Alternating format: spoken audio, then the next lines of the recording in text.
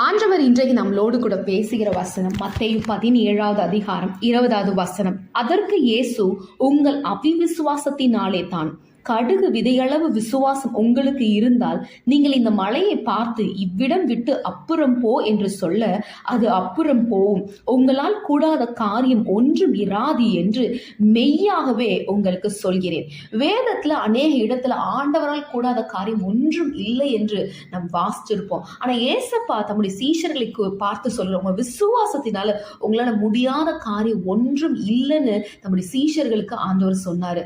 பல வேளைகள்ல ஆண்டவர் நம்ம விசுவாசத்துக்கு கொடுத்திருக்கிற வல்லமையை நம்ம முழுமையா அறியறதில்லை.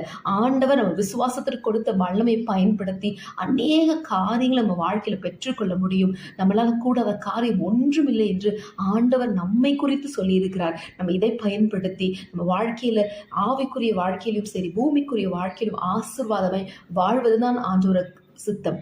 ஆமீன்.